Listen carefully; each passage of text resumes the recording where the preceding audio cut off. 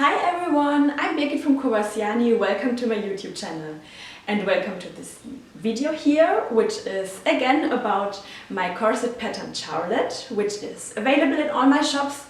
The links you will find as always down below in the description box if you want to sew a Charlotte for yourself.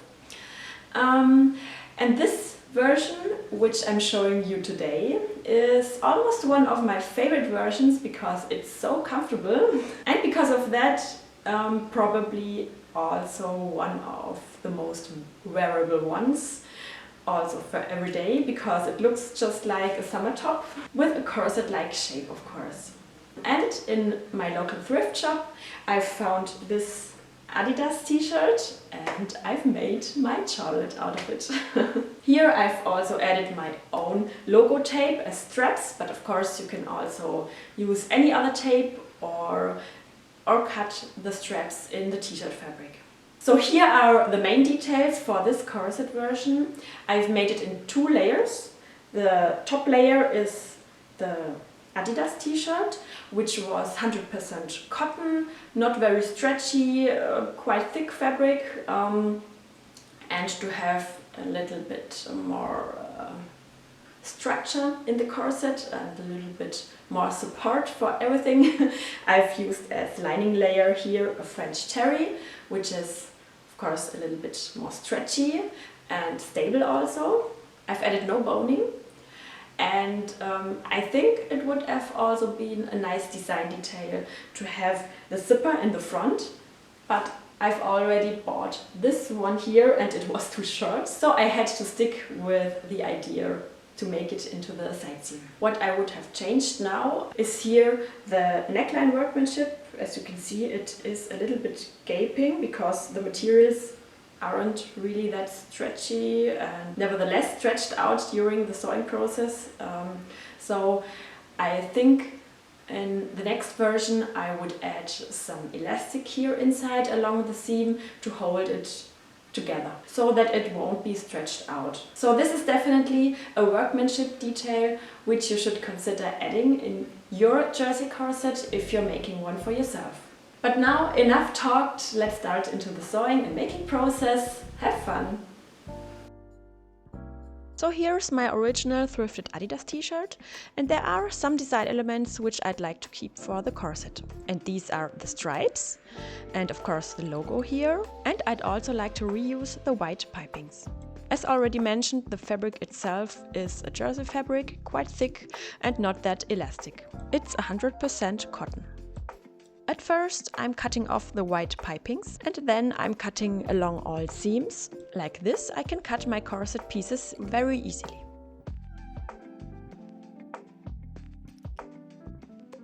As the fabric at the raglan sleeves is a little bit stretched out, I give the sleeves a little press. I start with the logo placement, and as it should be later in the front part, a little bit at the side, I'm cutting the fabric accordingly, with the logo on the side of the front centerpiece.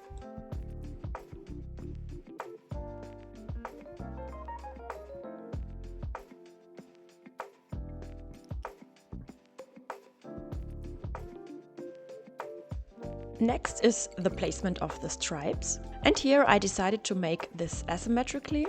One of the stripes group I'm placing on one of the front side pattern pieces and the other one I'm placing right at the center back. The second side front pattern piece I'm cutting in the plain grey fabric. Of course I make sure that these 2 pieces are cut as a pair.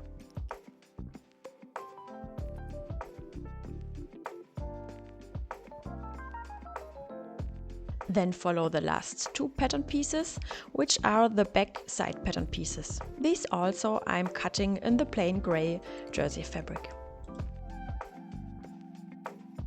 I then cut the exact same pieces in a French terry fabric.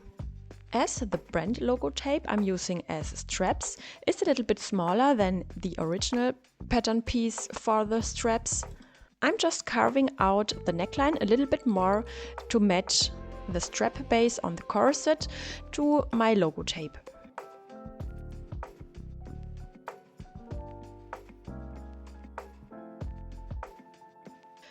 Now the strap base is adapted and I'm ready to start sewing. Next, I close all vertical seams in the front and the back in the main fabric and lining.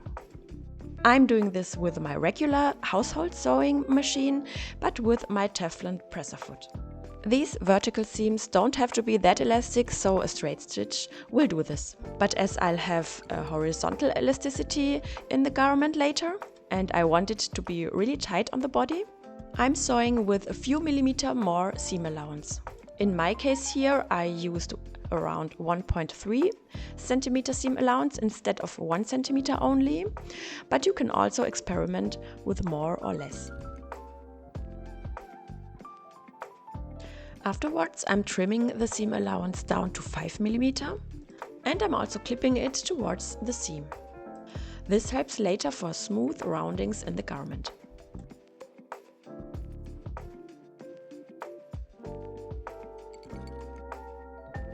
Then I carefully iron the seam allowances apart.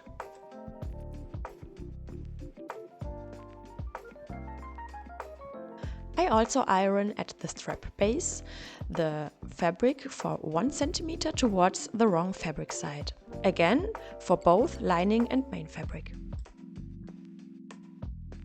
The side seam without zipper can now also be closed. Here too, I'm sewing with a few millimeter more seam allowance than indicated in the pattern. Again, I trim, clip and iron the seam allowances apart, and then I'm ready to go to the next step.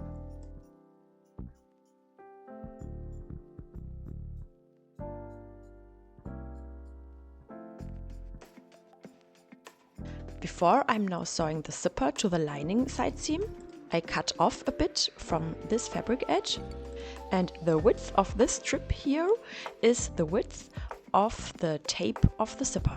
The reason for this is that the zipper tape will replace the seam allowance on the fabric. I'm cutting off these 2 centimeter on both sides of the side seam. Then I'm pinning the zipper to the lining. The wrong zipper side is now pointing to the right fabric side of the lining. The bottom of the zipper, or the zipper end, is now 1 centimeter away from the lower edge, the hem edge, and the zipper tape edge is around 1.8 centimeter away from the fabric edge. That means when I'm sewing later along the zipper tape edge, this seam will be around 2 centimeter away from the fabric edge. Then I pin the second side of the zipper to the lining, all with the same distances as before. I'm also taking care that the zipper end at the hemline is 1 centimeter away from the fabric edge. At the zipper beginning at the armhole, the fabric edge is not equally high, as the armhole curve will later be partly on the zipper tape, but this you will see later when we will sew the armhole edge.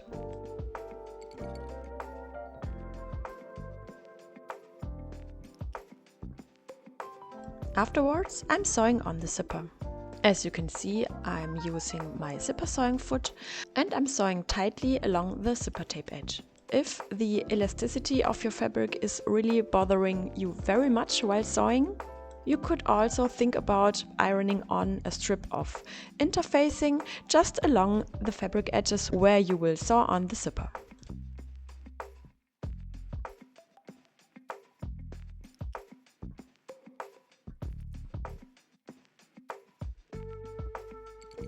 As I'm finishing now all upper edges, I need now for the front and back neckline the white piping from before. So I already joined all ends, folded it lengthwise into the half as it was before and ironed it, and evened out the cut edge so that the width would be now 2 centimeter exactly. Then the piping is ready for use. Here I start with the front neckline. I put the main fabric and the lining layers right side on right side together, and I'm pinning the piping right in between these 2 layers. The piping should not get in our way at the strap base, so I'm guiding it in only after that point.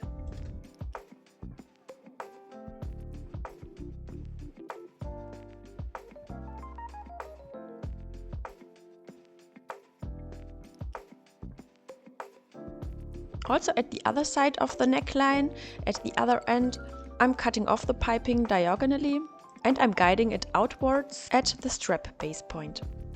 Here I'm joining the layers along the neckline with 1 cm seam allowance as always. This is also the seam about which I've talked earlier in the introduction, which I would sew differently now. To improve the stability of the front neckline, I would suggest running an elastic tape with this seam. And I would use one of these silicone elastic tapes, which are called sometimes Framilastic here in Germany at least, and which are also used when sewing underwear or swimwear. And honestly, I also guess that this seam would have been much nicer if I had sewn it with my overlock sewing machine. With the overlocker, I could have easily run this elastic tape with the seam. And of course, because of the different seam allowances of the two different machines, I would have cut around 3 mm of the fabric edge with the overlock sewing machine.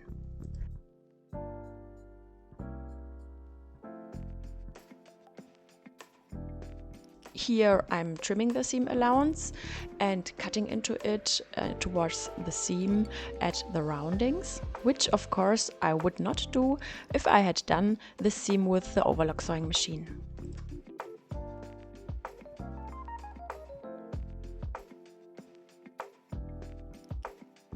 Then I'm stitching down the lining on the seam allowance. Perhaps this step is not necessary for all kinds of jersey corsets. I just found that my materials are a bit thick and don't fold over smoothly, so I had the impression that this would help. Then I'm doing the same with the back neckline. I'm pinning the edges, right fabric sides facing together. I'm putting the white piping in between the layers.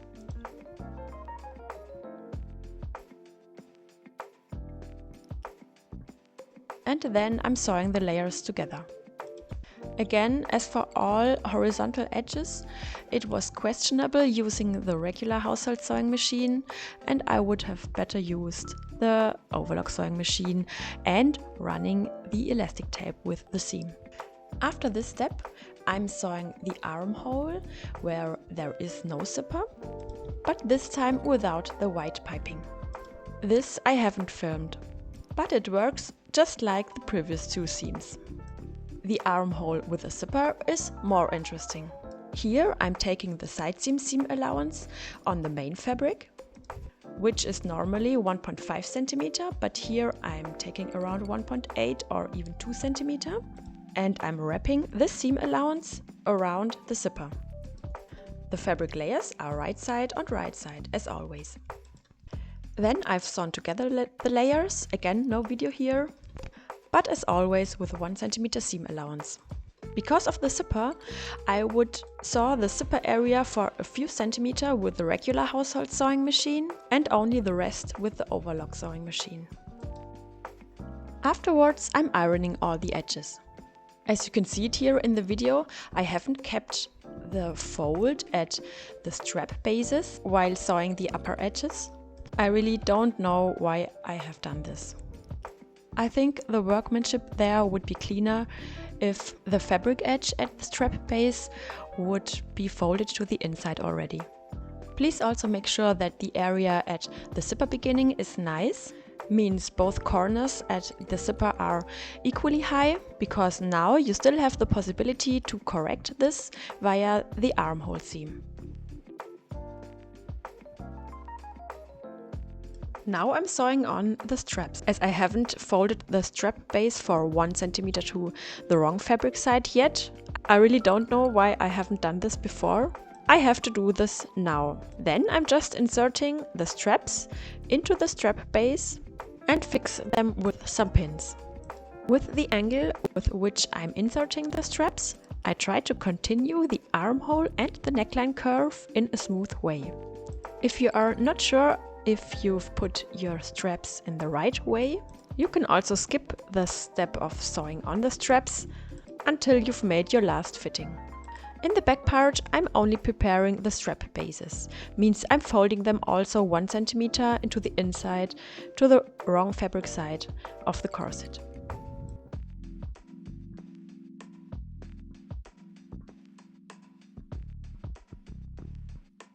Afterwards, I'm stitching on the straps to the front of the corset.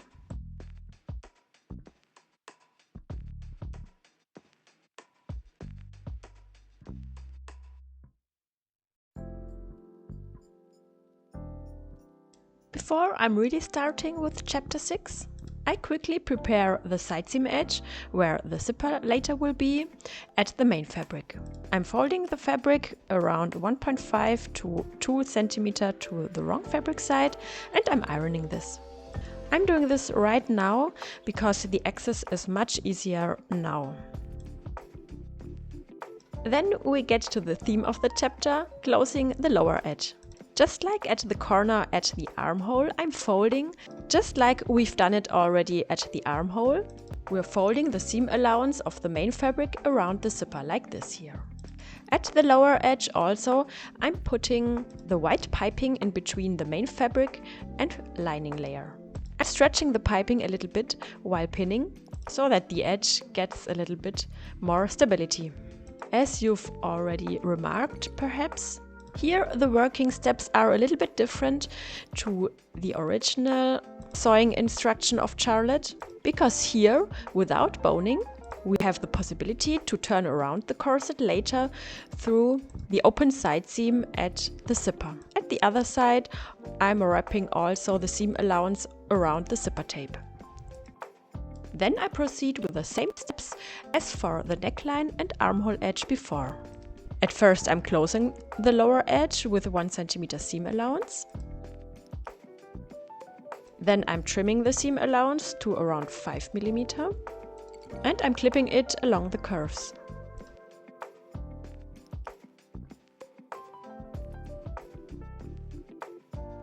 Then I decided to stitch down the seam allowance also here at this edge, I mean on the lining layer, and then we can already go to the next chapter. Here I'm pinning the main fabric layer to the zipper. You can do here a normal zipper workmanship, that means the main fabric conceals the zipper completely, or you can fold the main fabric a little bit more to the inside. Like this, the zipper teeth could be visible later. Here I'm quickly ironing all the sewn edges. And then I'm pinning the second side of the zipper.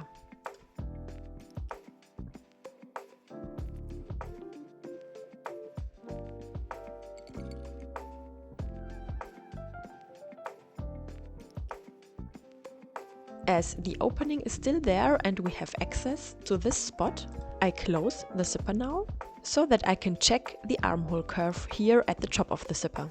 Both sides should be equally high now, of course.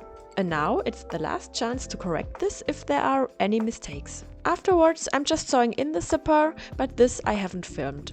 I'm just stitching along the sides of the zipper, so nothing special. The straps aren't fixed in the back yet, so this is what we do now. I'm using the original strap pattern as a template for the strap length, and like this I'm pinning the straps to the back so that I can do a quick fitting. When the angle and the length of the straps are good, I'm now marking the fabric edge at the strap base on the strap. I'm doing this only on one side or one strap and transferring this mark onto the other strap. Afterwards, I cut the straps a few centimeters below this mark, and then I can put the straps into the strap base at the back until the mark at the straps hits the fabric edge of the strap base. Like this, I'm pinning the straps. At last, I'm sewing on the straps with a short seam, just like for the standard Charlotte. The corset top itself is now ready. I just wanted to show you a detail which I added in the front. I found the strap base there not very neat, so I wanted to hide it. So I added this construction with another short piece of my logo tape and a D-ring. This hides my sewing mistake and also matches to the sporty look, so win-win! That's it! Ready! I hope you've enjoyed the video and that you found it helpful. Leave me a thumbs up here on YouTube, this will help me a lot, and subscribe to my channel so that you won't miss any creative project from my side. If you'd like to see more from me, more pictures, reels, anything else, you can follow me on social media. I'm mainly on Instagram and Facebook. And of course, I would be happy to see you soon again to my next video. Take care until then. Bye!